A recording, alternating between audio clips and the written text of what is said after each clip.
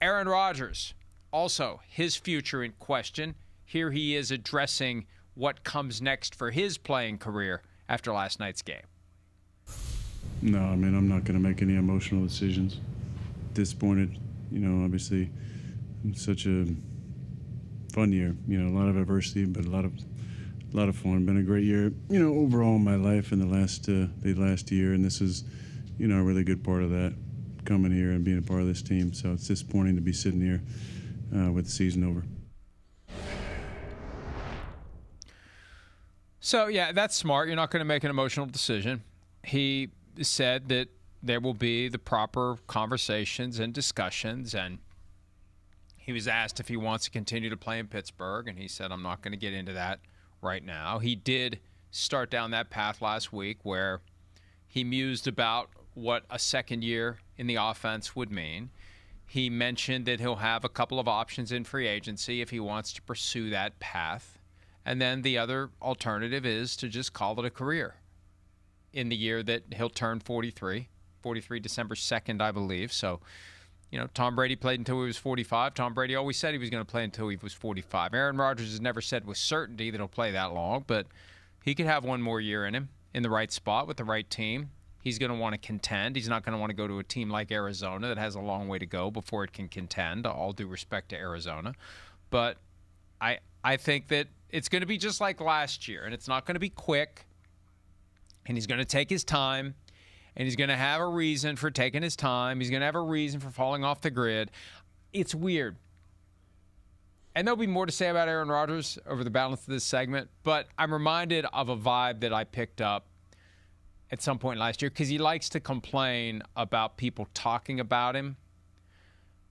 I think part of the plan is by strategically disappearing, you get people talking about you, and you want that, and then you want to be able to complain that people are talking about you, and here we are, the morning after, what may have been his last game ever, and we're already talking about it, even though he said nothing so far about his future.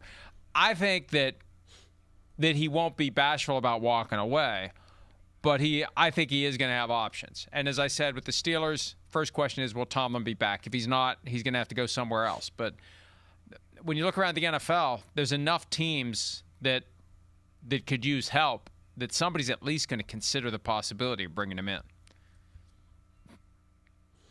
Yeah, and when you look at who Aaron Rodgers is now, but who he's been his whole career, I think all football people kind of knew what Pittsburgh had offensively wasn't really like the ideal offensive situation for Aaron Rodgers. Even the first question mark was like, how is Arthur Smith's offense gonna coincide and work with Aaron Rodgers and what he likes to do?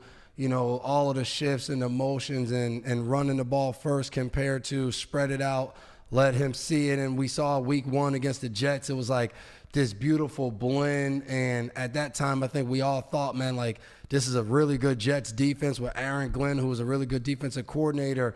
And it was like, man, Pittsburgh's offense looked good week one. So I think it makes all of us wonder, like, man, okay, Minnesota, it seemed like they had, messed around and flirted with the idea of having Aaron Rodgers. And you look at what they have, if they can really get the offensive line shored up and if they can stay healthy, if they can protect, and you're like, man, Hawkinson, Jordan Addison, oh yeah, man, Justin Jefferson, Naylor, like all these different people, you're like, man, well, that just seems like we might see a whole different version of Aaron Rodgers, because he had times this year where it was like, yeah, we know he's older, and, I think the thing about older players, it's harder week in and week out to look your absolute best and to play at a high level.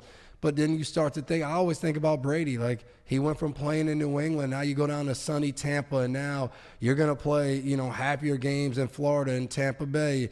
Then you're going to play in a division where you're going to play New Orleans in a dome. You're going to go play Carolina that's not, it's not as cold. Like you're going to go play Atlanta in a dome, and you think about, if he gets down to Minnesota, 8 games in a dome, you play Detroit in a dome. Like, yeah, you still got Chicago and Green Bay a part of there. But it's just, I do think there's something left that if he decides, I want to do this again, I think there's a section of, yep, he would sign up to play for Tomlin again, and maybe Maybe he wants to stay in one location, but I do think in the back of his mind, he has to sit there and say, does Minnesota wonder, man, maybe we should have brought him in. Maybe we should have said, hey, let's go with a veteran this year and see what happens. Now, I do think they got banged up on the offensive line, which would have still made it rough.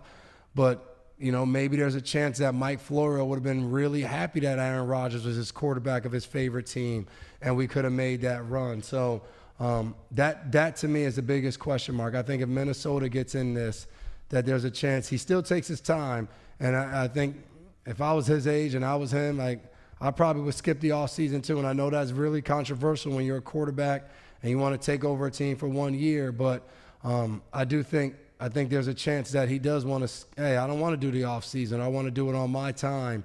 But I do think of Minnesota as a really good destination for him possibly.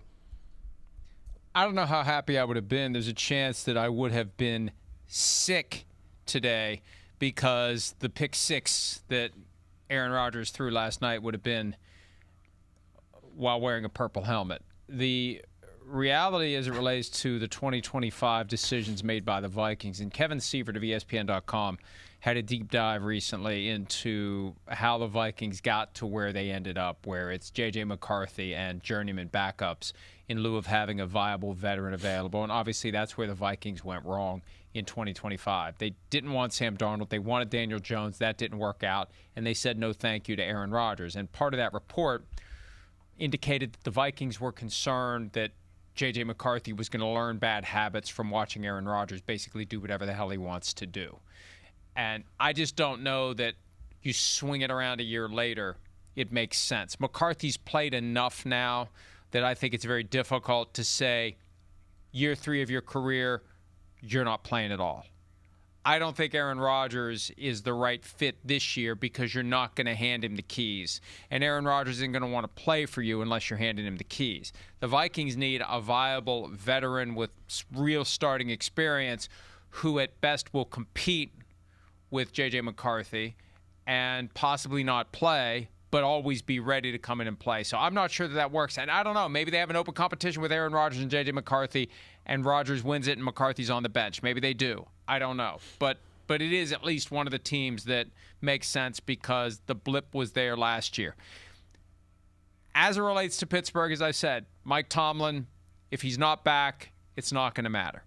Hi, it's Mike Florio. Thanks for watching PFT on YouTube. Hit subscribe for the latest news and analysis from Pro Football Talk.